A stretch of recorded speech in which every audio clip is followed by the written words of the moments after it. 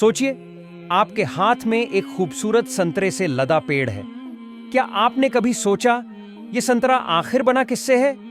अगर हम इसे बढ़ा चढ़ाकर देखें तो पहले इसमें जूस, पल्प और सेल्स दिखते हैं।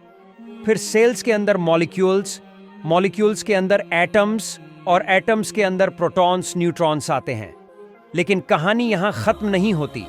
प्रोटॉन्स और न्यूट्रॉन्स के अंदर क्वार्क्स होते हैं और स्ट्रिंग थ्योरी कहती है क्वार्क्स के अंदर भी टाइनी वाइब्रेटिंग स्ट्रिंग्स हैं। ये स्ट्रिंग्स अलग अलग कंपन करके इलेक्ट्रॉन, क्वार्क, न्यूट्राइनो जैसी पार्टिकल्स बनाते हैं। यानी हर चीज, संतरा हो या हम, सब वाइब्रेटिंग एनर्जी की कॉस्मिक सिम्फनी है। आज साइंस कहती है कि सारी कायनात वाइब्रेटिंग स्ट्रिंग्स से बनी है। सब पार्टिकल्स इन स्ट्रिंग्स के अलग अलग कंपन के पैटर्न्स हैं। यानी हमारी दुनिया सॉलिड नहीं बल्कि हिलती हुई एनर्जी है जो अल्लाह के हुक्म से कायम है।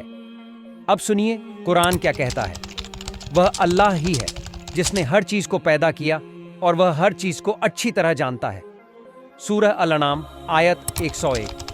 आसमानों और जमीन में जो कुछ भी है सब अल्लाह का है।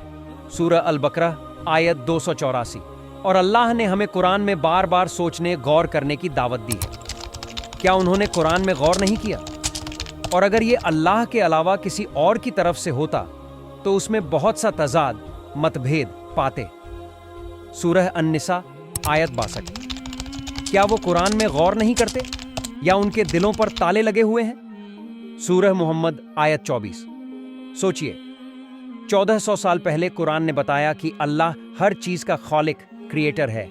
और आज का साइंस ये साबित कर रहा है कि सारी कायनात वाइब्रेटिंग एनर्जी से बनी है। क्या ये महज इत्तेफाक है या अल्लाह के हक़ का सबूत? इस वीडियो को शेयर करें और दूसरों को भी सोचने पर मजबूर करें कि कुरान का इल्म हर दौर और साइंस से कितना आगे है।